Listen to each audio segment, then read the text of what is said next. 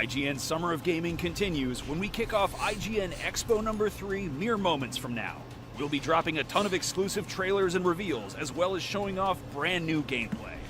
Hello everyone, back streaming again with IGN Expo Day 3 Dragon Candy HD. Plus, lots more that this is tell you about because getting me crazy.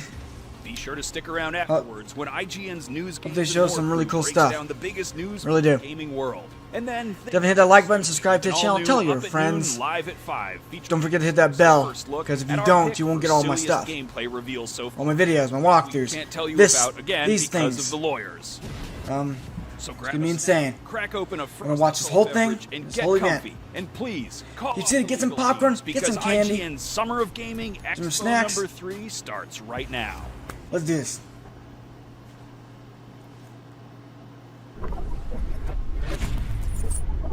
We're ready and exclusive. Let's see what it is.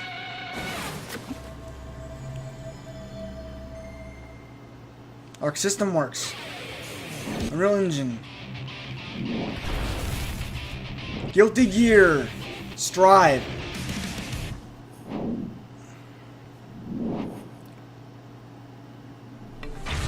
Looks really cool. Man, I like the style.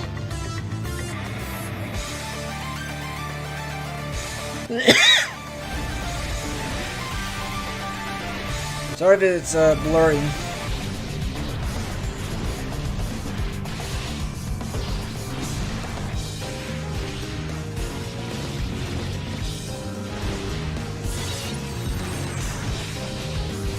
It looks so cool.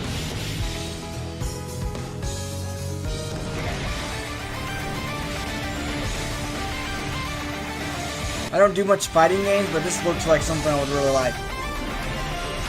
I know I say that a lot.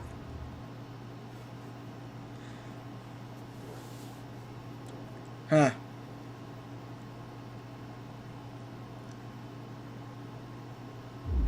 What's up, everybody? Welcome back to IGN Summer of Gaming. I'm Cindy Goodman, and I'm joined by Brian Altano and Max Scoville.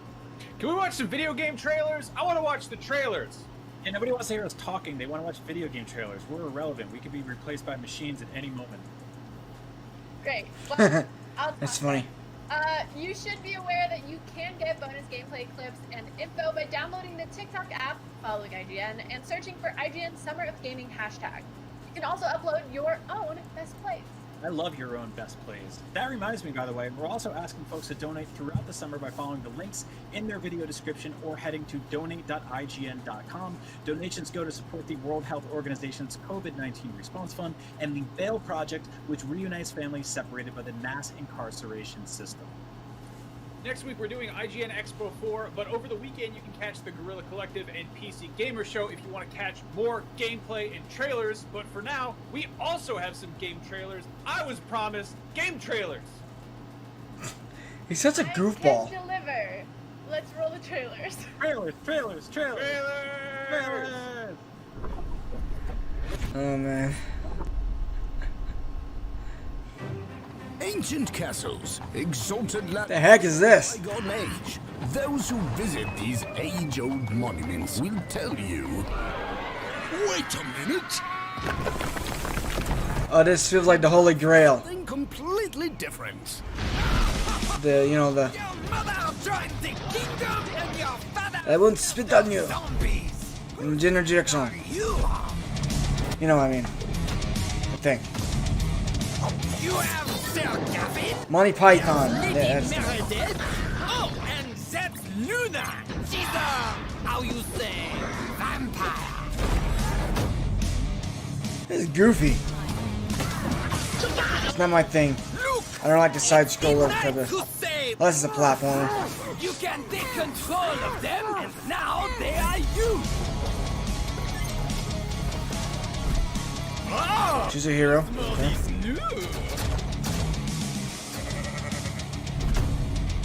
Smite your foe. The game's so nice, they made it twice. Voila! Castle Storm 2. Wish list now. Oh my, that looks really different.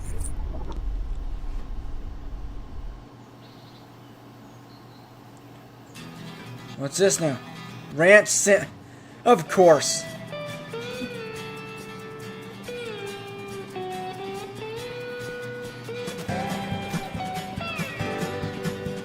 The simulator games are always funny and really fun to play.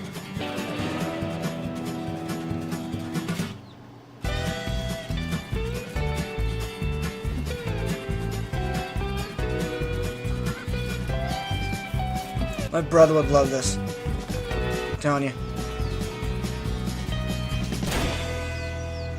It's hunting? Ranch Sim. Early 2020. Okay. Or relevant to me, anyway.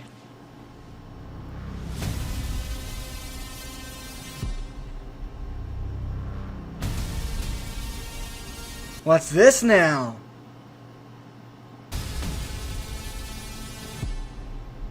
It looks interesting. Rockfish Games presents. Oh yes, Everspace, Everspace.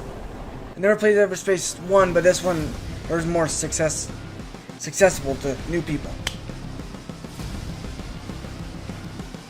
Oh man, I'm getting it. I love space games, guys. I really do. I love the Outer Worlds. That was one of my favorite games of all time.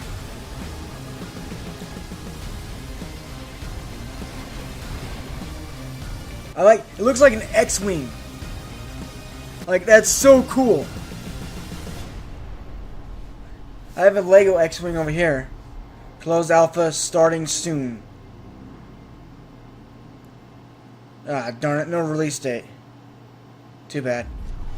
You just got a brand new look at Everspace 2, and if that got your attention, great news, because we got our hands on some exclusive gameplay coming up right now. But if you would rather talk about tactical strategy or nailing gnarly kickflips, stick around, because after that we are taking a look at Warhammer 40k, Mechanicus, and Skater XL. But right now, it's time to talk about the spaceship, so be respectful. Punch it, Brian. I want to see some gameplay on this. Rockfish Games. Back in 2015, the original Everspace launched into orbit thanks to a successful Kickstarter campaign, and just weeks ago, Everspace 2 achieved liftoff. Space puns. Here to tell us about what this open-world single-player RPG is Michael Shea. Can't hear it very well. Hi, what's going on, man? Hey, I'm good. How are you? I'm great. I'm sorry I gave you all those space puns earlier. That was I'm embarrassed. We'll power through it. Congrats on Everspace 2. The first one was a totally kick-ass game, but it was more of a roguelike, and now you're going open world. How did this plan come together? Yeah, that's a good question. We get that quite a lot. So the first one is more like, as you can think, like Freelancer meets FTL. So we have this open space core mechanic, but then we mix it with a roguelike system, which is something that not everybody liked, especially if you're coming from an open world game, like if you're used to the classic open world space games. But back then we didn't have the budget. So it was our first title for Rockfish Games. And thanks to the commercial success, we were able to start with Everspace 2 as an open world RPG, which is basically what all our fans, or most of our fans, wanted from us. And yeah, we did. I want that. Started last year, which I will play this. Also, obviously, we did something that people are super excited again. Is that sort of like an interesting dynamic to the game development process? Is going through Kickstarter and relying so. This ship looks like a boomerang. Fans and their feedback. It's cool. Well, I would say if you don't have a huge IP that everybody knows already, then Kickstarter is a great way to connect with your fan base and see if your vision is right, and to work with your community on certain aspects of the game and like get them early on board. But also it's good to double down on your financials, so you're a little bit more secure. How you gonna go in there, buddy? The game or Don't get squashed now. And this is basically what we did last year.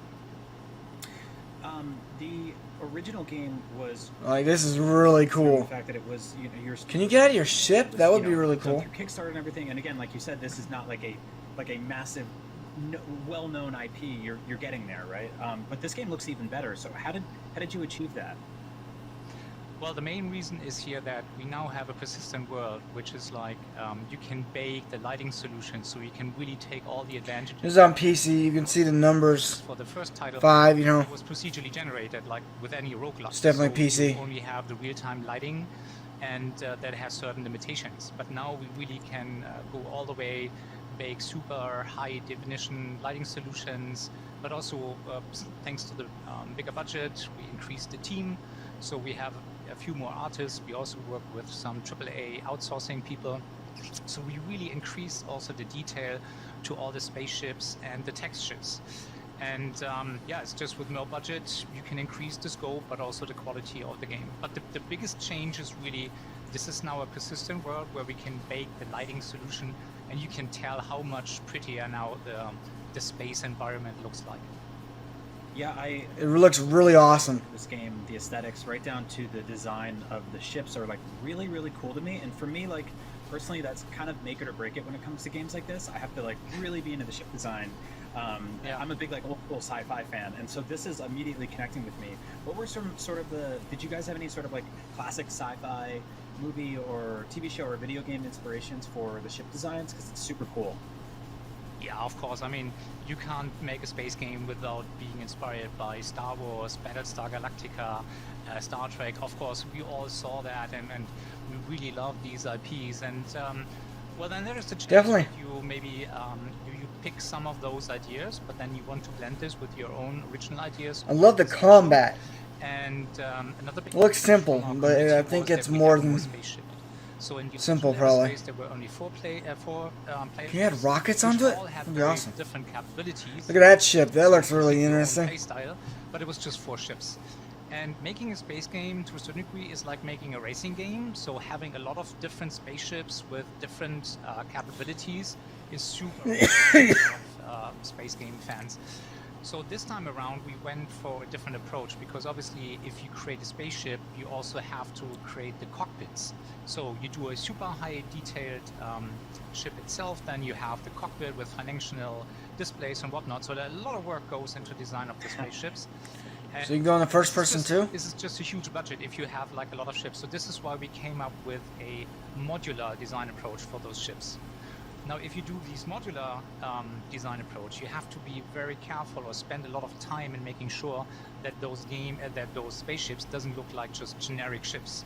So we came up with a certain set of design rules for the hull, the cockpit, the engines, the wings, which then define what kind of what kind of class the ship belongs to. So you can immediately tell this is like a light, medium, or a heavy fighter. Oh wow! So how many ships does that make you end up with then? It seems like almost like an endless combination in a way. Yeah, theoretically you have an endless amount of configurations, but so what we did is like we said, so what is really designing the characteristic of a ship, which is basically the wings. So let's say the Sentinel that we have has forward swept wings. And that really defines the type, the class of the Whenever this comes out, I'm getting the You X-Wing have design. variations for your hull, the engines, but there's also customization possibilities. So we have several tiers of that ship. So later on in the game, you will find more powerful versions of that Sentinel, and you also see this in the visuals. And at some point in the game, the player will be even able to customize the ship. So this is not only what kind of colors you're changing or choosing. You have like 3 different colors, but you will also be able to like change little things on the wingtips and those kind of things. That's awesome. I actually, in the middle of you explaining that, when you went through this tunnel area, I whispered, "Wow," because I was just like, I really love how this game looks.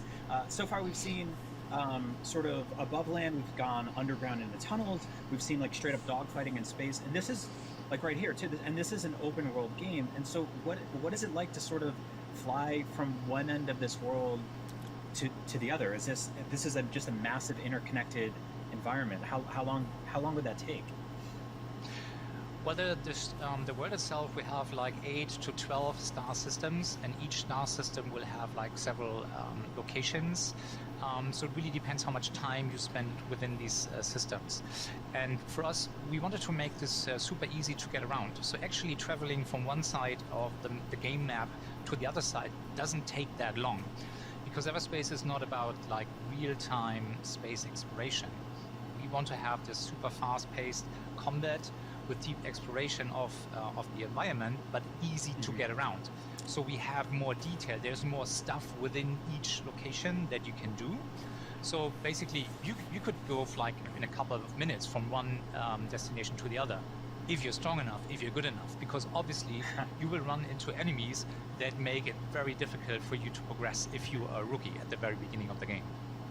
That's actually like my favorite kind of game design is. I like that. I really like that. Enough to veer into an area where a bunch of high-level stuff will totally kick your ass. No, I love that. So speaking of which, let's talk about the combat a little bit, because it looks really great. What sort of additions have you made since the first game? What were some of the things that you guys were really happy about tackling? Yeah, so we kept the fast-paced. So September 20th, so it's very 2020. And our promise is like if you fire up the game, if you want to, you will have an explosion on your screen within the first minute of gameplay. So really, action comes first. But we also have a lot of depth in the gameplay mechanics. So obviously there will be a lot of different primary and secondary weapons. But then there will be like ship devices. You can compare this like skills in an RPG. And then you pick your skills, your devices. This could be like a teleporter, or you have the ability to like cause damage that spreads over certain enemies. And then over time you find different modes that you can tweak those devices with. So there's really a lot of versatility in how you equip your ship. So it's defined. Well, you can loot. Abilities. That's so cool. The ship subclass. In total, we have like 3 main classes with 3 subclasses each. So you choose your ship from like 9 different ship classes, but then you can individually change the characteristics of that spaceship by assigning different devices, and even go further with like modding these devices. That's awesome. Holy crap! So it's really awesome. There's a lot to unpack there. People are going to be playing this game for a very, very long time. Me too. Speaking of which, when can people start to get their hands on it, and what platforms are you coming to? So we are now rolling out the closed alpha, which was part of our Kickstarter program, to around about 1,000 backers in June through Steam. And then the first time the game will be publicly available will be December this year on Steam. Then we plan to be like for about a year in Steam Early Access, to really make sure that we're working with the community and with our fans to make sure that the game is really rock solid when it hits full release. And that is scheduled for late 2021, maybe early 2022, because we will also come out on console, on PlayStation and Xbox. And we're currently talking to various publishers. Might be the case that a big publisher picks up the game on console, and then they obviously would do a retail version as well. So in that case, the full release would be Q1 2022. That's incredible news. So if you're liking what you're seeing, jump on that alpha as soon as you can. Hop on I don't trust alphas really. Give notes, give feedback. I really love that you guys are working dynamically with. I'll wait until it's fully released. Because yeah, I'm very eager to play this, and especially once if there's a chance for it to hit consoles someday, even more. That's super cool. Michael, thank you so much for bringing Everspace 2 onto Summer of Games. I cannot wait to play more. Stop! Hammer time. That was really bad. Specifically Warhammer time. Now I messed up the joke. Up next, we're taking a look at Warhammer 40k Mechanicus, the tactical turn-based dungeon crawler that's coming to consoles later this year. Check it out. Might be pretty cool. See what it's like. After the massive success of the PC release of Mechanicus, we wanted to bring the same tactical and lore-filled gameplay to console in a way that seemed more than just a simple port. In Mechanicus, you it's one of these, okay. Technologically advanced army in the Imperium, the Adeptus Mechanicus, set in the grim dark 41st millennium. I played games like As these. Magus They're Dominus pretty cool. Faustinius, you'll lead the expedition on the newly rediscovered Necron planet of Silver Tenebris, where you'll customize your team, manage resources. The heck, that's discover one big long-progressing axe. Tech, and control your tech priests Jeez. as you battle your Xenos enemy. We wanted to deliver these mechanics in a way that stayed true to the IP, and brought Mechanicus and the world of 40,000 together seamlessly and effectively. That said, let's take a look at these features in action. Okay. A big part of Mechanicus is the large array of customization available to the player. We call this augmentation, and this is how you level up your tech priests. As your Interesting. capacity increases, you can attach a variety of different weapons and upgrades. From melee weapons such as the Power Axe, to the powerful range weapons such as the Phosphor Blaster, to the Refractor Field Generator which shields your allies from dangerous attacks, or the Sanctus Canister that can give bonus damage to your next offensive move. That's pretty cool. Here from the bridge of the Caestus Metallicon, you can choose which mission to take. Missions are delivered to you as requests from your highest ranking crew members. New storylines will unlock based on previous missions you've completed, and which ones you choose will affect what happens within the story of Mechanicus. Some will expire if you leave them unattended for too long, so your choice has to be a strategic one. Look at his fingers. That choice is something that we wanted to give players throughout the game. Imagine getting How you slapped by customize your that. tech priest, to which That would you hurt. take on a He mission, like whips. to the decisions you make on that mission.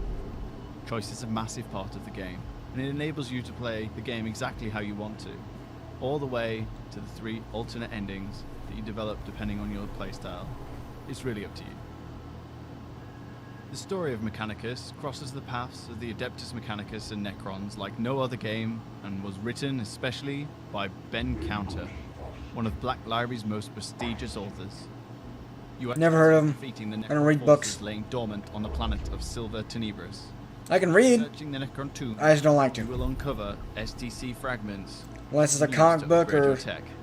like gaming The more you magazines. search, the more STC fragments you can potentially discover.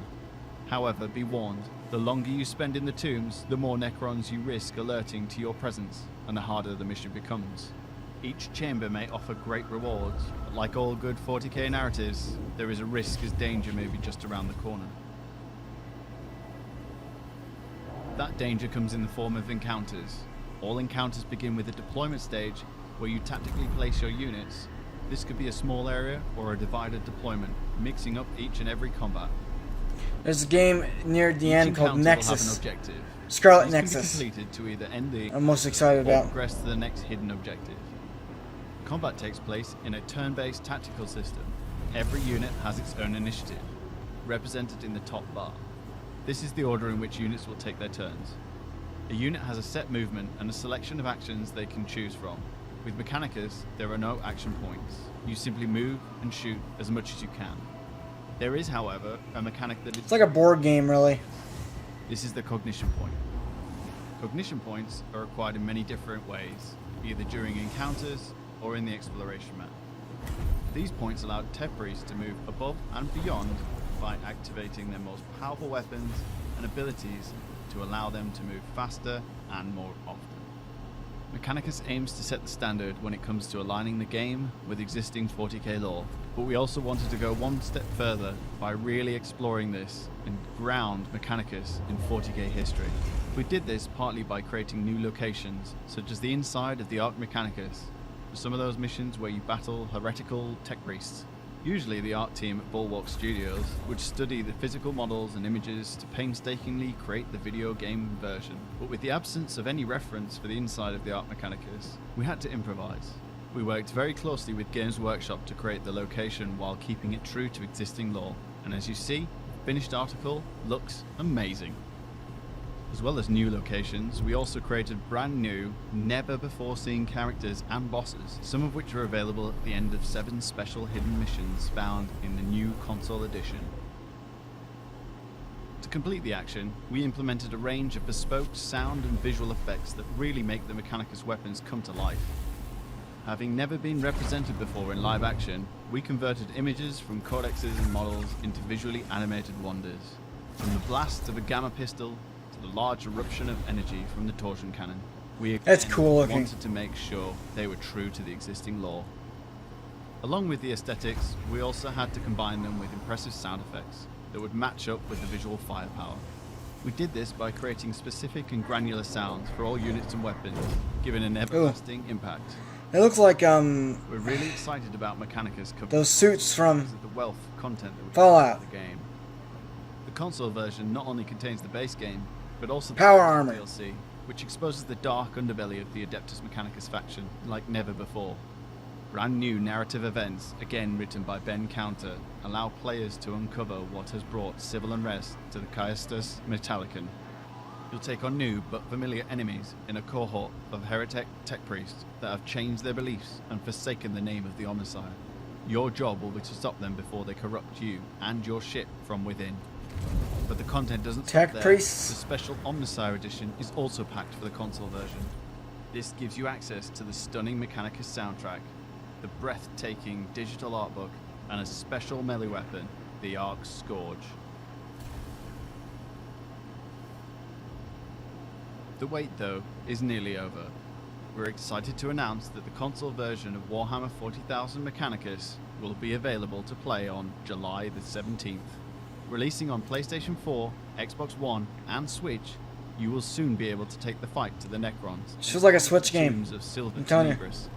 In the meantime, you can follow us on Facebook and Twitter at Mechanicus40k for all the latest news in the build-up to release. We hope to see you there, and stay safe. Oh, hey there. It looks really Video games cool. are a wonderful way to experience the thrill of activities that might be extremely painful in real life, such as kissing.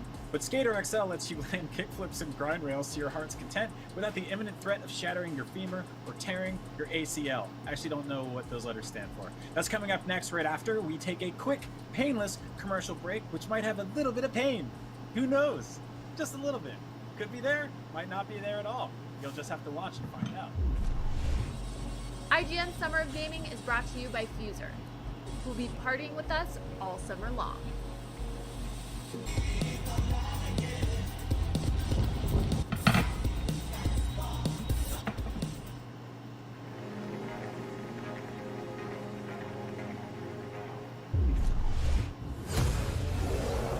We're happy to present IGN's Summer of Gaming, featuring the latest and greatest in game reveals, news, trailers, next-gen coverage, and more.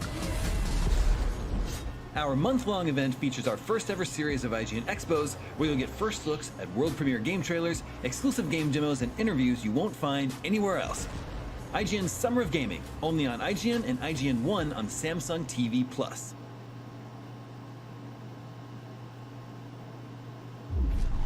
Tired of watching IGN on those tiny cell phones and tablets?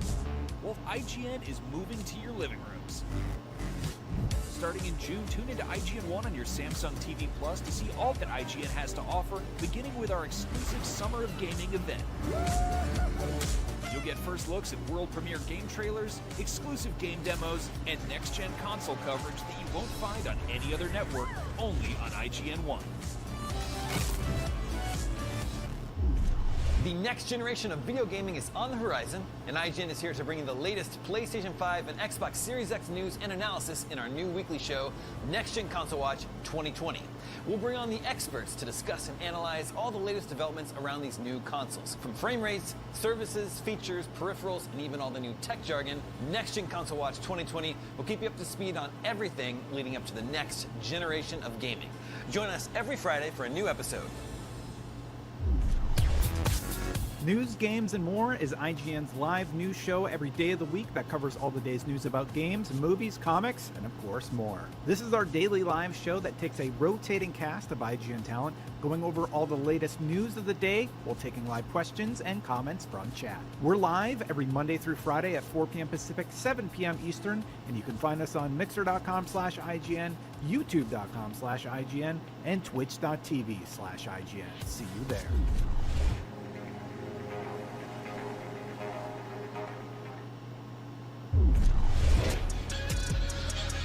Finally, we're back. Skater XL is the hot new skateboarding game that encourages you to chain together tons of death-defying skate tricks without having to worry about face planting in front of your friends in real life. You can go outside and do that if you want. Here to tell me more is Jeff and Dane from Easy Day Studios. Hey guys. What's up? Happy Friday, Brian. Hey, Brian. So what we're looking at right now is the first look at the Nintendo Switch version of Skater XL. I've been very excited for this one personally. It don't look good. And it's really cool to see it actually running now for the first time. Tell me about bringing this game to Nintendo Switch. Yeah, it's we're super I don't like the look of it. well, and it's something we've always wanted to be able to do since early development. It's such a cool platform. I mean, just the idea of being able to skate around these spots and do all that like portable on the go is just cool.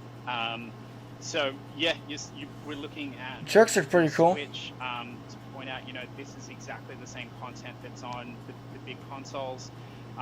Some little tweaks to the graphics here and there, but this is the same downtown map. You're going to have the same LA school map. You can have all the pros, all the gear, and the gameplay itself. Since early development, the same kind of philosophy applies that we want the gameplay to be the top priority. So making sure it's responsive. His camera's like really bad right now. Feels as close to or exactly the same as the big console versions, and you have the same experience, and then all the content's there as well. So yeah, we're really stoked to be dropping this soon as well. Awesome! I can't wait for that. Tell me the sort of like core vision behind Skater XL. I really don't care about this. Skate, but why make a game like this? Yeah, I mean, for us, it's, and I think for anyone that's into the skateboarding sort of genre, there is an ever-growing gap since the last great skate game came out. Obviously, you had the THPS Tony Hawk Pro Skater series that really kicked things off and brought here and the basic mechanic of skateboarding and sort of flowing around the area and doing tricks and stuff. Brought that to Looks pretty relaxing though. Time, starting in the late 90s, EA Skate. Something to chill with for a bit. And really kind of evolved the formula and took the genre itself in one step, in a new direction in how they approach things and where the focus was. That series certainly has just legions of fans. The whole sort of call for EA to make a Skate 4 has become a bit of a meme in gaming and almost in pop culture in general. And so, yeah, it's been 2009, I think it was when, 2010, I think Skate 3 came out. The last in the series. I think everyone was just expecting they would keep making more skate games and developing things, but that ended up being it.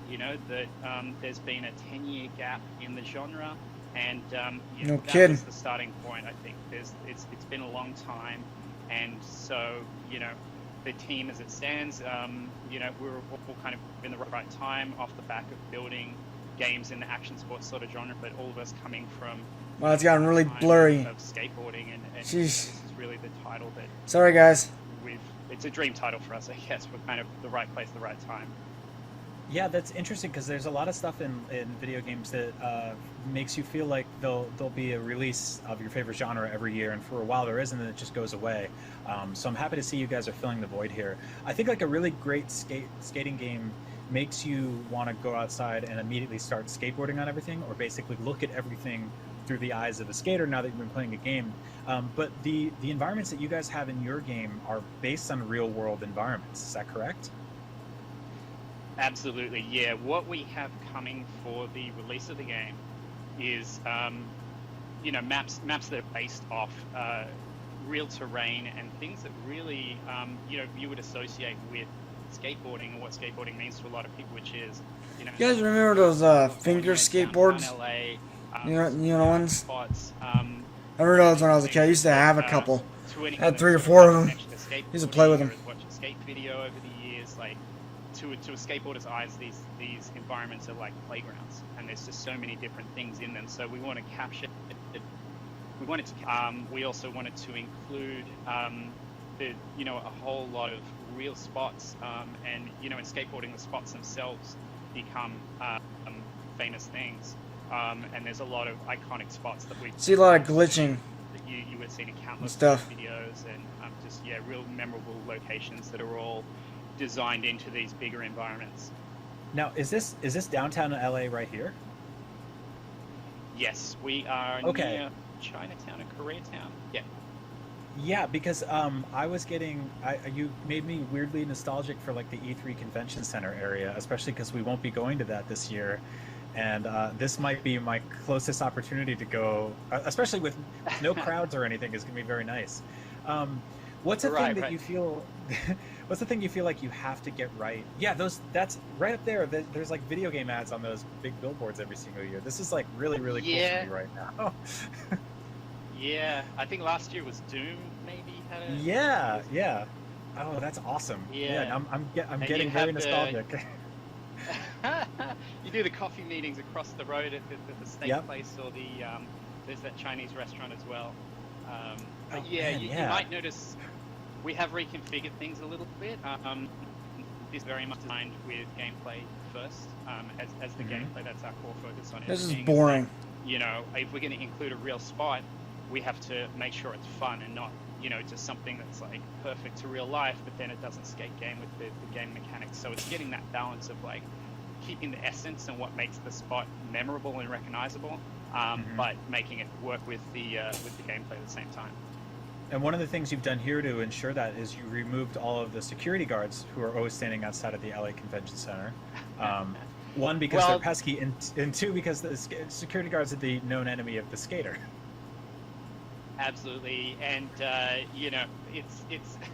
I mean, this is one of the things that was perhaps a little contentious with. That got hurt. Some of the games in the past was NPCs and the function of having the environment be the thing that's challenging and interesting, and then having sort of elements of the game. Remember when I tried skateboarding the first time?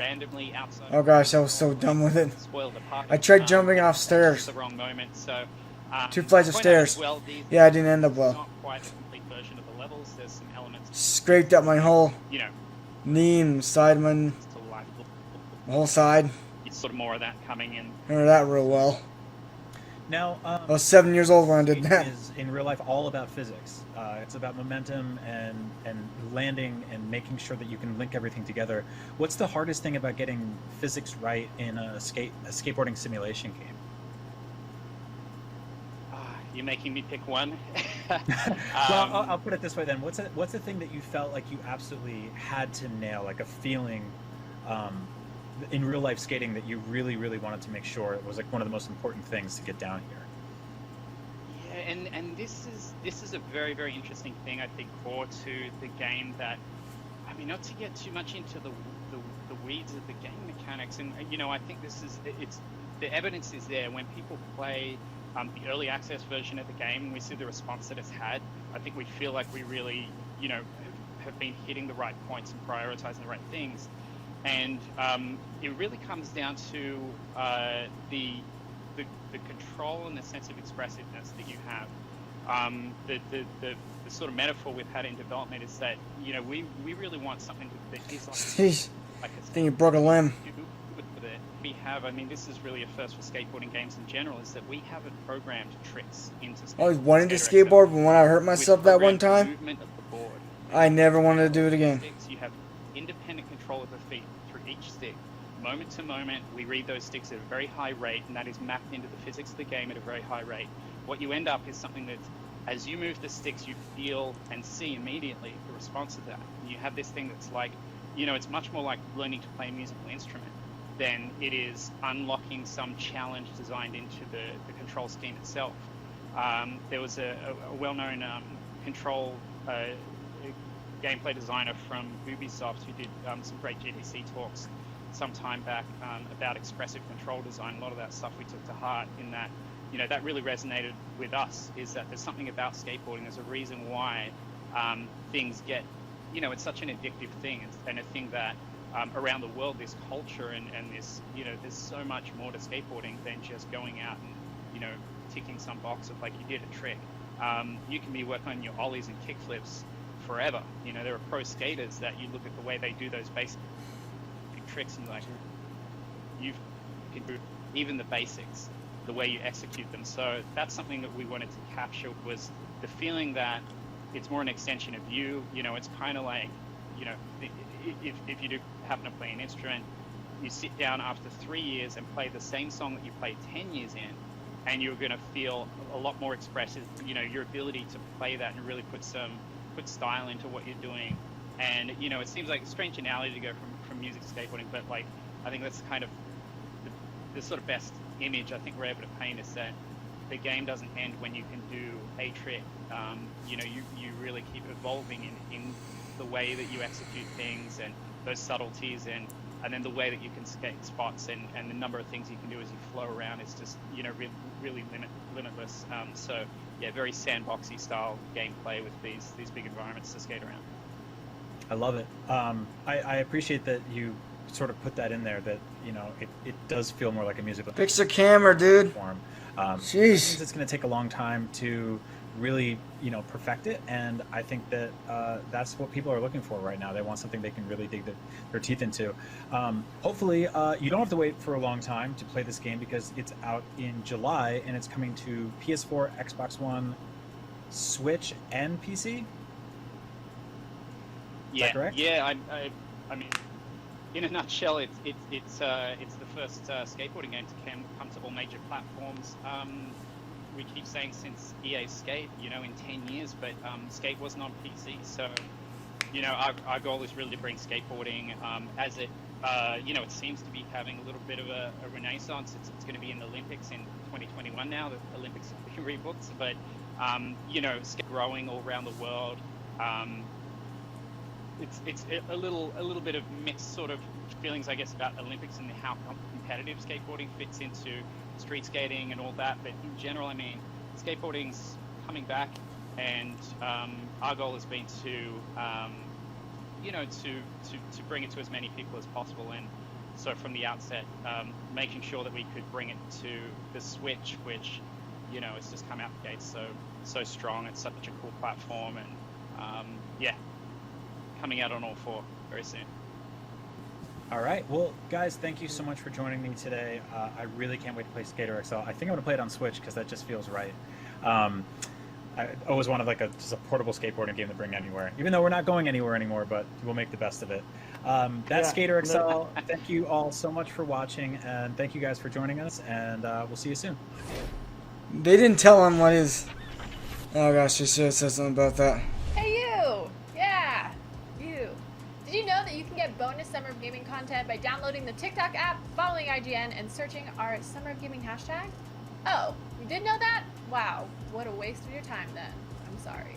How dare you waste these good people's time? Well, a good use of your time would be by donating to the Bail Project or the World Health Organization by clicking the links in the video description or heading to donate.ign.com. Do it! Feel helpful! Help make the world a better place. It's wonderful. Somebody just donated. I can feel it. And that's great. You're great. You specifically out there, whoever it was who donated. And as a way of saying thank you to everyone who's donating and watching, here are some fun trailers as a special treat. Enjoy. What's this time? I think I said that right.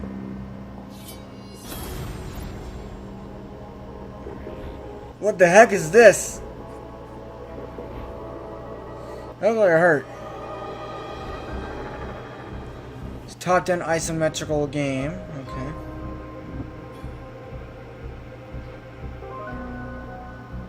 I have a feeling there's gonna be live these type of games in this live stream.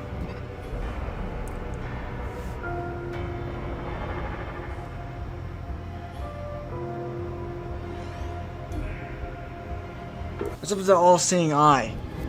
Like...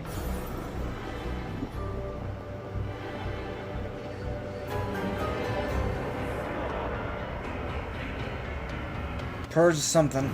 Couldn't read that too quick. Lucifer with us. Within us. No thank you. I don't do devil stuff. No thank you.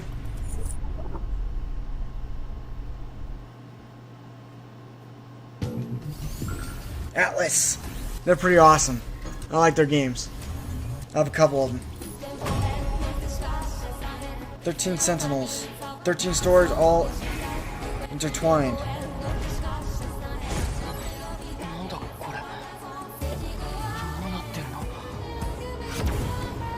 It's so anime. I love it.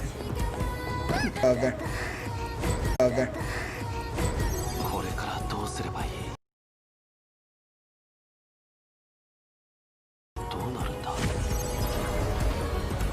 She's interesting looking.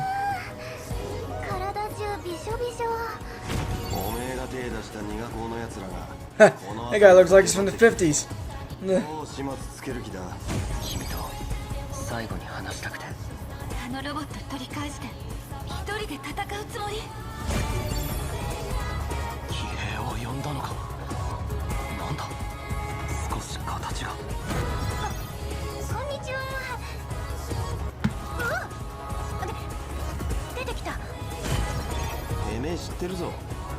I'm gonna type real quick. Second. Ignore it. Ow. Heck. 俺はさくらの網口中何私の転校先だ本当にじゃあ撃てよ撃ってみろほらバカにするな一体どうしたの真実を知りたいそれだけです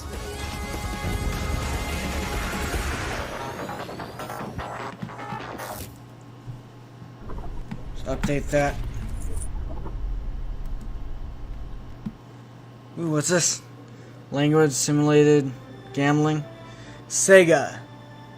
There's a new Sonic game. Continues on Earth, Episode 4.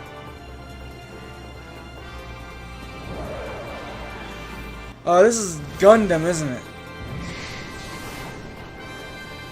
It's definitely a Gundam game.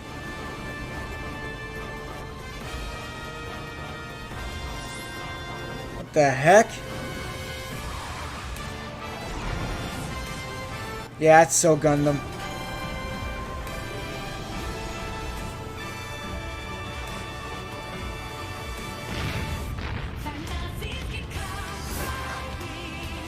It looks really cool.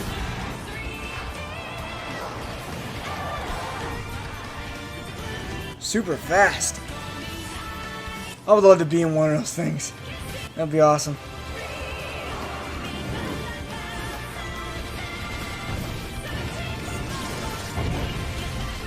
It's like World War II.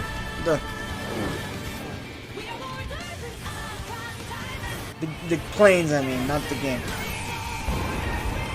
Whoa! That was cool!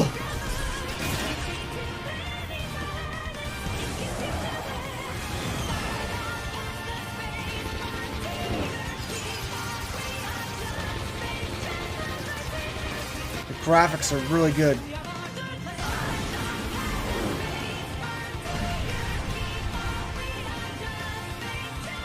That was a total miss. What? That wasn't a miss then. Oh, that is cool.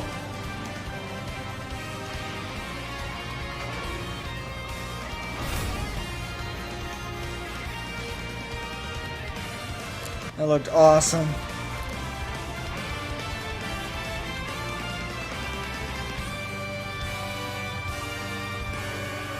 Oh, that looked really awesome. Final Fantasy Online 2. Oh!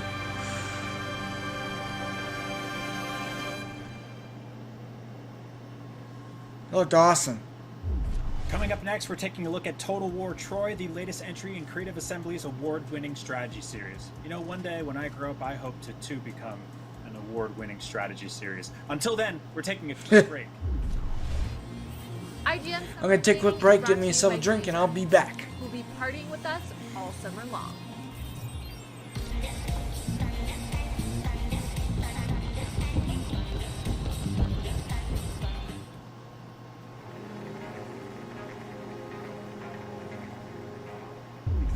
Tired of watching IGN on those tiny cell phones and tablets? Well, IGN is moving to your living rooms. Starting in June, tune into IGN 1 on your Samsung TV Plus to see all that IGN has to offer, beginning with our exclusive Summer of Gaming event.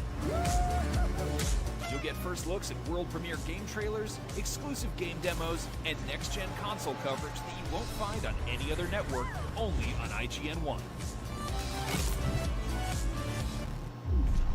The next generation of video gaming is on the horizon, and IGN is here to bring you the latest PlayStation 5 and Xbox Series X news and analysis in our new weekly show, Next Gen Console Watch 2020.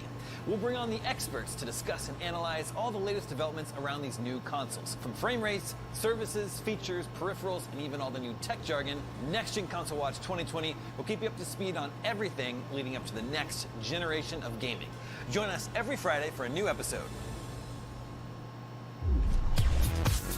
News, games, and more is IGN's live news show every day of the week that covers all the day's news about games, movies, comics, and of course more. This is our daily live show that takes a rotating cast of IGN talent going over all the latest news of the day while taking live questions and comments from chat. We're live every Monday through Friday at 4 p.m. Pacific, 7 p.m. Eastern, and you can find us on mixer.com/IGN, youtube.com/IGN, and twitch.tv/IGN. See you there.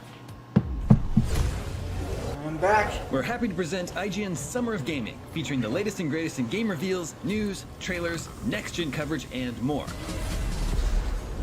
Our month-long event features our first ever series of IGN Expos, where you'll get first looks at world premiere game trailers, exclusive game demos, and interviews you won't find anywhere else. IGN's Summer of Gaming, only on IGN and IGN One on Samsung TV Plus.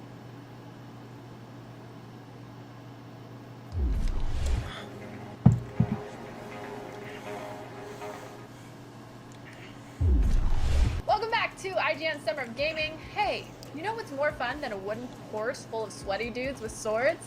Total War Troy! Let's toss a Damon for a closer look. That was terrible. But funny. I'm Damon Hatfield, and it's time to talk about Total War Troy. I'm joined by senior game designer Milcho Vasilev. Thank you so much for joining us today. Hello, thanks for having me.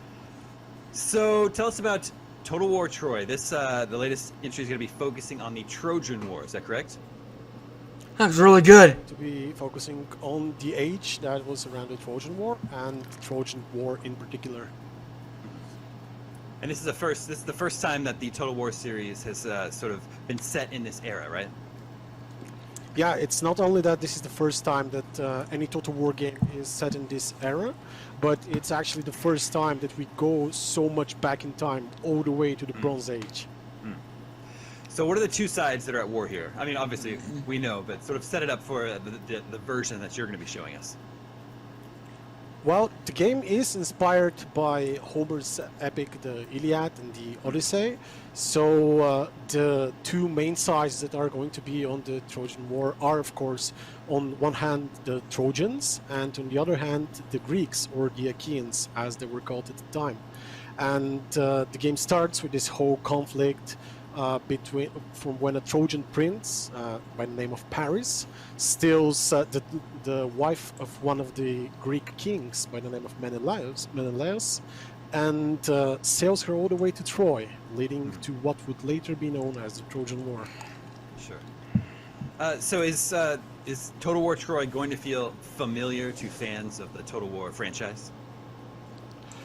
Yes, it's going to feel familiar in the way that we're keeping the main formula of the game that has always been around.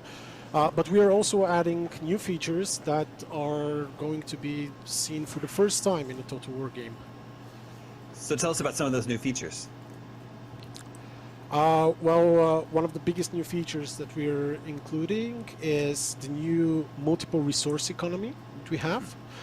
Sounds interesting. This is the Bronze Age, and at the time they didn't really use a lot of money to trade, or gold, or coins, or anything of the sort. What they usually used was goods, like people would trade wood for food and other stuff. So what we did is instead of having just one resource with which you can use to buy anything in the game, in the economy of the game, there are multiple resources, each of which is used for different kinds of stuff. Like the food will be used to support your armies, where wood and stone will be used to construct new buildings and upgrade your settlements. Whereas gold would be, we still have gold, but gold is a very special type of resource which is used only for select few things in it. One of the things being with the other new system that we have with the Divine Wheel system, which is our representation of the gods at the time. Because as you probably know, the people at the time in the Bronze Age were very, very religious. For them, the gods were not just something that some of them believed in or something, but they thought that the gods walk among them and they all sought the favor of the gods in one way or another. And we have also represented that into Total War Troy, where you, as the player, choosing your nation, can choose a god, and or maybe more than one, and try to gain his or her favor, and that will lead you to certain types of benefits inside the game, like in the battle or in the campaign, even depends. So speaking of that campaign, as we play through, are we going to get to play both sides of this conflict? Yes, you are going to be able to choose from 8 different factions, each one being on one of the sides, either side of the Greeks or That's the really side pretty. of the Trojans. I know I didn't say it before, This but is a Total War game. I've been you staring can at it. I'm sorry I haven't been talking. Do something I just- radical and try to change your allegiance, or want to play it your way. This looks so or cool. Just see what would happen if Achilles would actually ally with Hector instead of fight him to the death. And so yeah, you could also do that in the game. Yeah, so talk a little bit about the epic heroes that you're including. Well, there are a lot of heroes that are in the Iliad and the Odyssey, and it was a really hard time for us choosing which ones we wanted to make the epic heroes the center of the Total War saga Troy. Obviously, some of them are no-brainers, so to say, because you can't have the Trojan War without having Achilles, without having Hector, without having Menelaus, who was wronged, and the whole war started because of Paris, who is also into the game. And so we've tried to pick the ones that were most, how should I put it, most influential to the war and most important to it, as well as offer the greatest variety of different gameplay mechanics to them, because we wanted to make sure that each epic hero feels different in the way they play, so that when the players choose to try out a new hero or a new campaign, they can experience it in a different way, with different campaign mechanics that are unique for the hero, different battle abilities, battle units, and so on. And then you can also take sort of more fantastical units into battle with you, is that right? So, for example, like a Cyclops? Yeah, so what we are doing is one of our main design pillars is to show what is the truth behind the myth in this age that's so long past. And we know that every myth and every legend is probably embedded in some sort of event or something that really happened. So we try to unravel the mysteries of time and see what could actually have inspired stuff like that. And one of the ways we do that is like with the epic mythic units that you can recruit in your armies. Like one of the units you probably saw in our footage is the Minotaur, who is not like a real Minotaur who is half bull, half human, but is this huge bull of a man with a large bull skull on top of his head to scare off enemies, wielding a large two-handed axe. But he's probably some bandit lord who is trying to incorporate the myths of old and sow fear into the eyes of his enemies by his visual appearance. But Sure. yes, he is a unique type of unit that you can see in the game, as well as others. I believe you also saw the Centaur, who are believed to be half human, half horse. Whereas in truth, the thing that inspired that would be that some people from some tribe maybe were so attuned with their horses and were so used to riding them and even fighting from their back, which was something that didn't really happen in that era, that some people would say and believe that they're one with their horse. And so that's how we have represented the Centaur, for example, in Total War Troy. That's a really cool way to sort of represent the myths of the time. Tell us about how the divine wills work. That is really cool. Well, as I said previously, the player has access to a special use system which is the divine wheel system, which represents the pantheon of the Greek gods.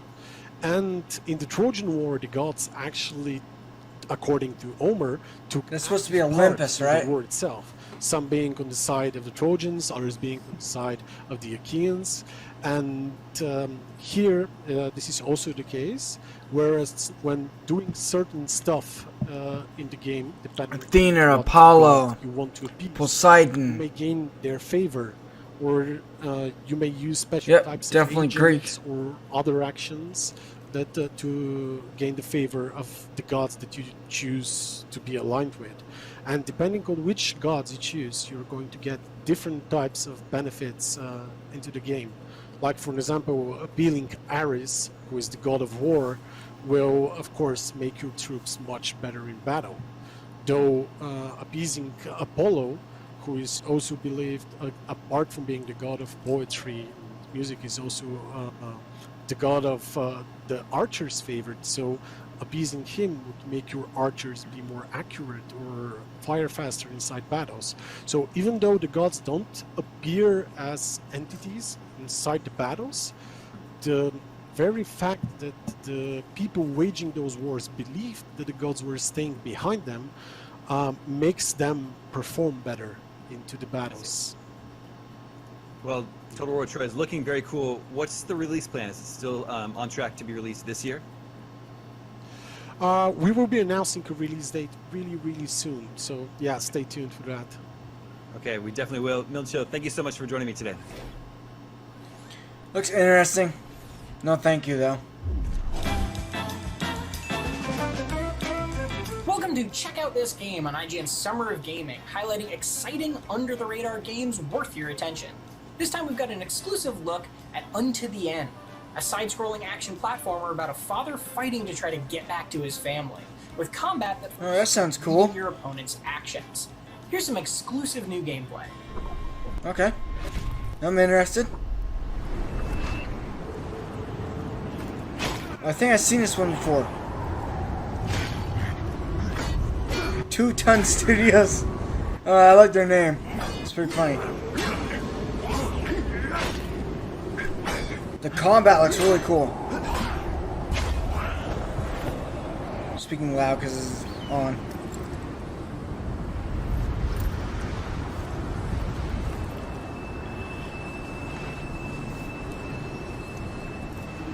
Not much in the side scrollers, but this looks really cool.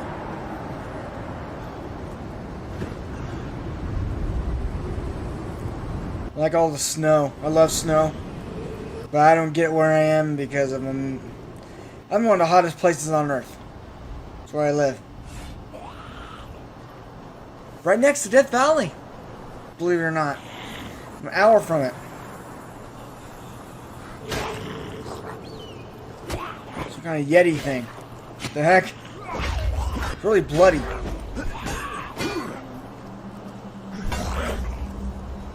I like the block. You can block and parry. That's cool. Whoever's playing, it's really good.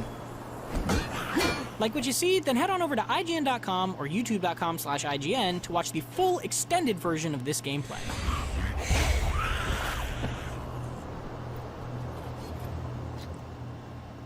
You can loot, get stuff from them. Alright. You just saw Unto the End with Tom Marks. Be sure to keep your donations to the Bail Project and World Health Organization coming. And don't forget to follow IGN on TikTok and search for IGN's Summer of Gaming hashtag. And also, are you registered to vote? Are you remembering to recycle? Do the pets have enough water? It's very hot during the summertime. Anyway, later on, special editions of news, games, and more, and my dumb show Up at Noon are coming up. But up next, Blue Fire is a gorgeous new 3D platformer that turns players loose in a desolate kingdom filled with I've seen this one and I love it. danger around every turn. Behold! I want it. The most challenging Oh, I want this game. with a huge sword, but a line of tiny platforms over a bottomless pit. While 3D action adventure This makes game me Blue smile, Fire man. seems to promise plenty of encounters with both, the brief 30-minute hands-on demo I played left me wanting more, and had me wishing I'd seen just a little more variety in its fights. If I preview. As the pint-sized fighter Umbra, I was able to navigate the abandoned castle hall to a world called Penumbra, with fun traversal options to avoid dangerous pitfalls. Figuring out the best configuration of platforming to get past an area became a fun puzzle in itself, like wall running to correct a near-fatal mistake. Umbra's dash mechanic was equally enticing. This looks Holding so down the button cool. gave me a lengthy boost, but letting go early would stop my momentum completely and became essential for making precise landings. Blue Fire's reference to other action platformers like Hollow Knight may be laid on a bit thick at certain areas, but the way it handles its 3D exploration and hints at other unlockable goodies appears to do an admirable job at trying to set itself apart. One particularly prominent feature I explored was an optional isolated area called a Void. It transported me to a sort of challenge room. Here I was tasked to hop my way across increasingly dangerous gaps to ruined platforms floating above an abyss. In these instances, quick camera positioning was just as important as accurately judging the length of jumps to make a correct. Oh man. Failing to jump was punishing, like, but fair. it's hard to and I see was able because to of the follow white. collectible breadcrumbs and other interesting loot before The mix of other whites, I mean. I only wish I was able to spend some of the currency I was rewarded with on some of the exciting sounding upgrades that were sadly disabled for the demo. That Looks so disappointment was cool. an unfortunate lingering presence, but only because this demo ended far too soon. Since I couldn't unlock upgrades or fight against anything but a few groups of basic enemies, I found myself restarting the demo just to get more chances to experiment. Umbra can swing incredibly fast and hard, taking out most of these foes before they could do much in return, and I realized I was hardly paying attention to my character's stamina bar that was slowly depleting with each strike. I'd even go so far as to wonder if a stamina bar is even necessary in Blue Fire, and would have loved a bigger encounter to put that thought to the test. I don't think so either.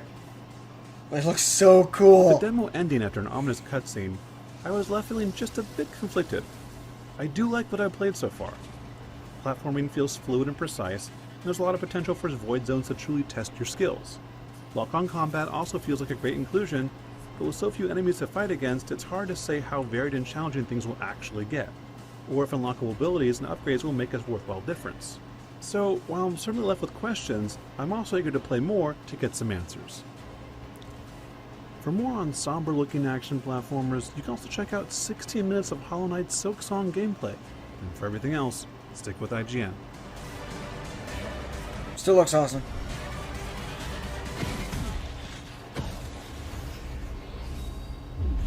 Hey, look who's here. It's us again.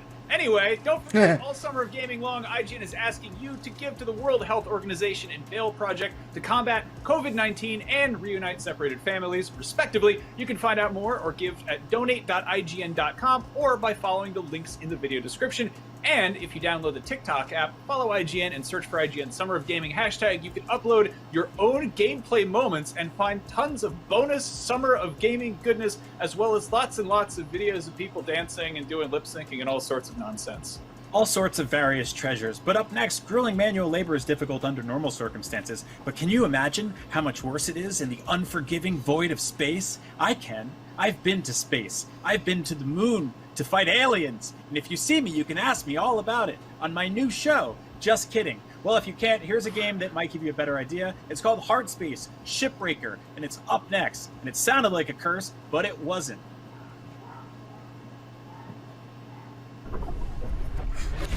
His dog barking in the background. Hello everybody, and welcome to Hard Space Shipbreaker.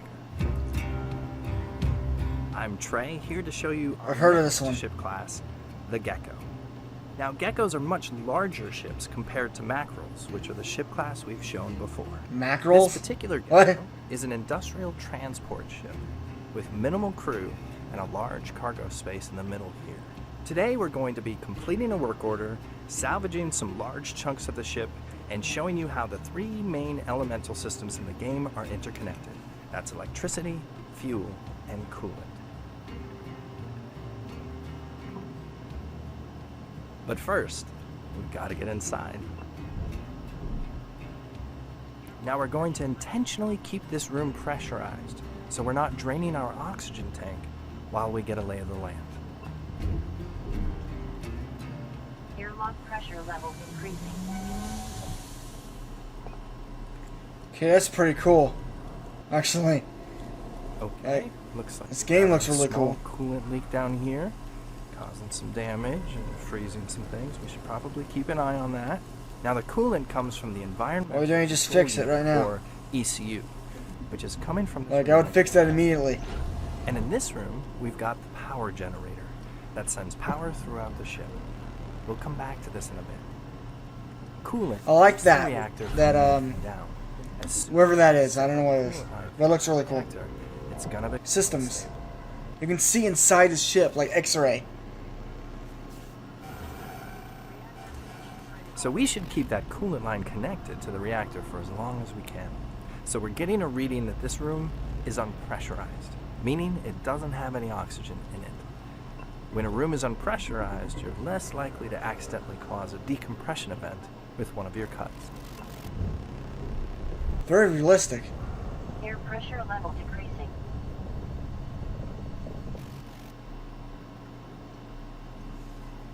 So now, we're using our own O2 to explore this area. Okay. Alright, looks like the cockpit and crew quarters are empty. Exploration. I love See that. what else we've got going on. Love games that have a lot of exploration. The power generator and the ECU. It's time to take a look at the reactor. Now the reactor is basically the heart of every ship. It's the most valuable piece of salvage, but it's also the most dangerous. Because once you remove it from its coolant casing, it begins to melt down. And you never know how many ticks you've got until it goes boom. That's not good. These are the ship's thrusters. They're connected to the reactor by these fuel pipes right here. And these pipes are filled with fuel, so we should try to find a way to flush them before making any cuts. The work order is asking us to salvage some antennae, so we're going to snag them with the grapple tool right here and then deposit them on the barge. Now our grapple tool here has been upgraded, so it can grab, pull, and push both light and heavy objects pretty quickly. That's cool. Now that some of the easier parts of the work order are done, we can focus on the more challenging objectives. The ECU is in a pressurized room, which makes things a bit more complicated, because if we remove the power, we won't be able to depressurize the room anymore. Air pressure level decreasing. Guess it's just a risk we're gonna have to take. The first thing we have to do is salvage the power generator, and to do that, we need to remove the breakers.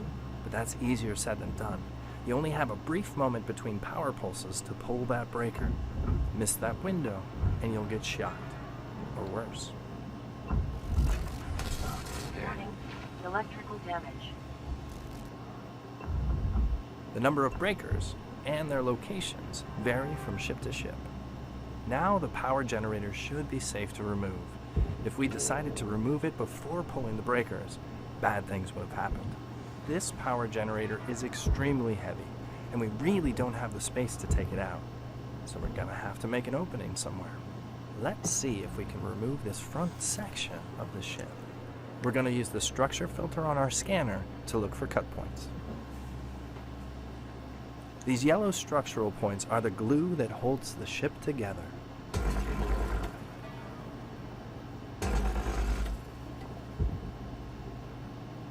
Whoa. That's one powerful laser.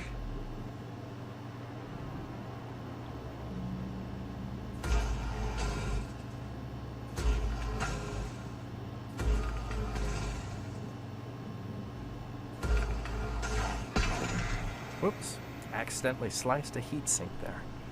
Now some of the walls and pipes were flash frozen and are now damaged and brittle.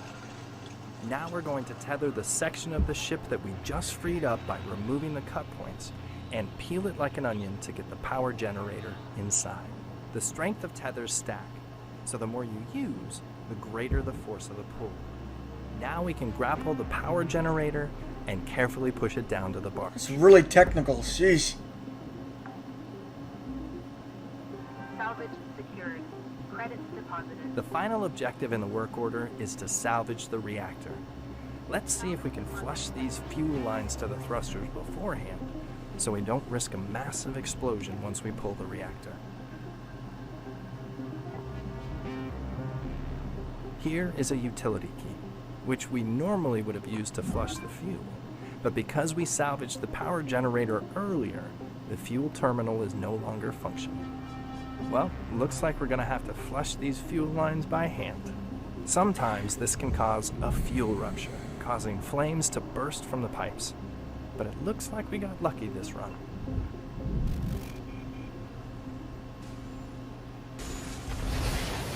Whoa.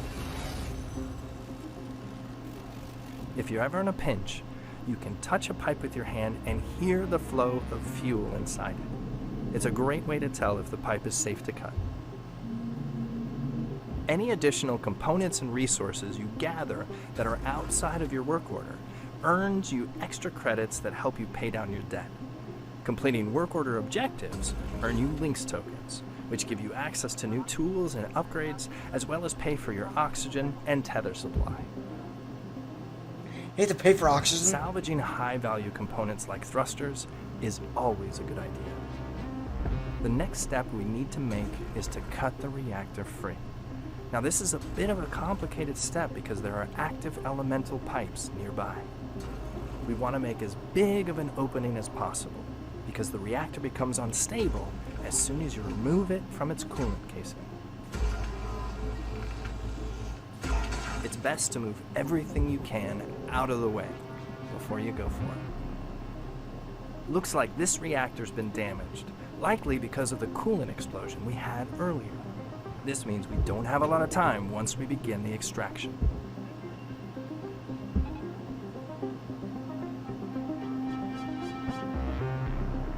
I like the shadowing. That's really cool. I know it's not very interesting, guys. Please hold on. Well, here goes nothing.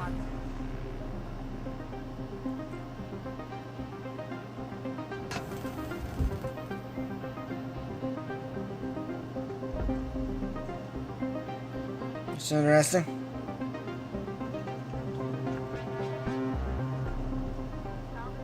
Thanks for watching this little playthrough of Hard Space Shipbreaker.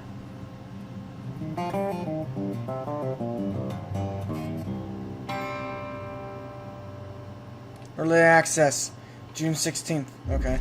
Well, we are winding things down here on IGN Summer of Gaming Expo number 3, but there is still more to come. Up next, our pals at News Game and More will be rounding up and breaking down all of the biggest gaming and pop culture news of the day that we might have missed while showing you cool trailers and gameplay and whatnot. And then after that, Brian and I are going to get very stupid on our little nonsense show up at noon, which is actually at 5 p.m., not at noon, with an exclusive reveal of a very weird video game in action that may or may not involve farm animals. Who knows? You have to tune in to find out.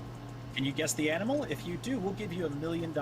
Just kidding. We'll be tapping out until Monday, but IGN will be streaming the Guerrilla Collective digital event and PC Gamer show over the weekend. And on Monday, we'll be back in full force with Expo number 4. That's Quattro, which is our biggest day so far, following that up with several hours of SpongeBob SquarePants Battle for Bikini Bottom related content. And don't act like you're not excited for that game. We've seen how much traffic our SpongeBob stuff gets on IGN. You all click it. You see that little square wet man and you click him and you look at his shorts and you watch his films, and I know, you see the data, you're into it. All right.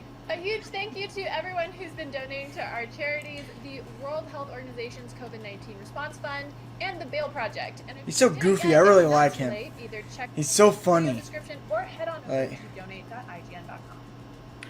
And while we're asking you to do stuff, why not download the TikTok app and follow IGN? You can search IGN Summer of Gaming hashtag for bonus content or to upload your own gameplay clips.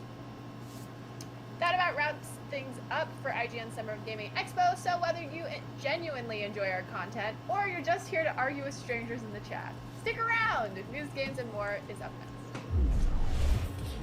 next. IGN Summer of Gaming is brought to you by Fuser, who will be partying with us all summer long.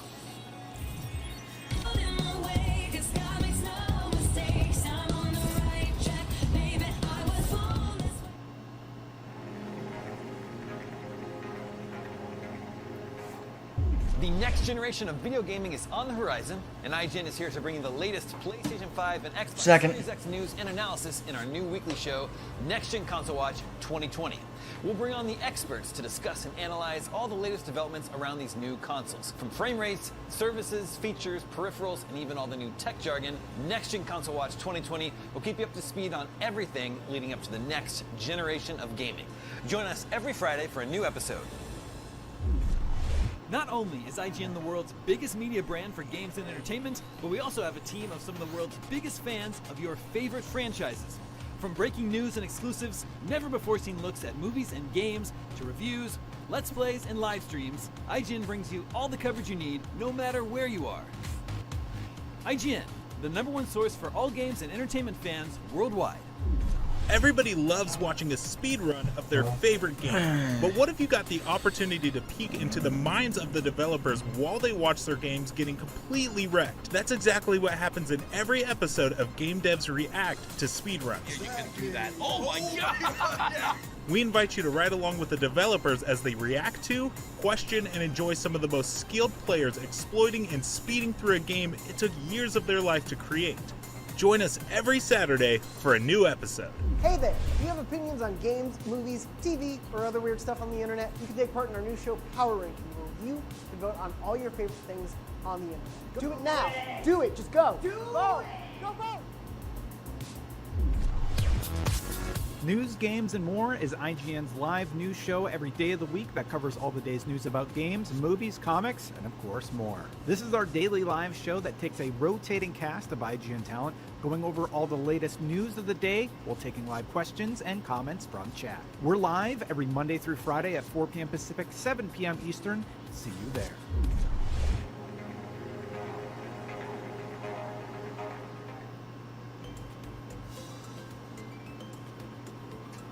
Hey everyone, and welcome to News, Games, and More. Lots of gaming news to talk about today, but before we get started, let's get started. I mean, if you think about it, no matter what I say now, we've already gotten started. So, a couple of things. First, all summer gaming long, IGN is asking you to donate to the Bail Project and World Health Organization by clicking on the links in the description of your video player or by heading to donate.ign.com. The Bail Project is a nonprofit that pays bail for people in need, reuniting families separated by mass incarceration, and restoring the presumption of innocence in support of Black Lives Matter. The COVID-19 Response Fund is dedicated to studying, tracking, and combating the coronavirus pandemic. Both of those things are cool and good. And not only that, by donating, you will have a chance to win codes for games like Resident Evil 3 and swag from companies like id and Bethesda. Anyone who gives more than $50 will also have a shot at winning a very limited edition Summer of Gaming custom Xbox One X. Up at the top of the screen, you're gonna see our donation ticker. All right, we'd love to see that get to $22,000 by the end of the show, so we hope you can pitch in. We have already generated $21,500. Well, I think I'm done here, guys. Live streamed enough. And hit that subscribe button. Subscribe. To user Blanco. Definitely hit the bell. Share. I'll see you guys in the next IGN Blanco Expo. on our show yesterday. Looks like some good silly fun, and we really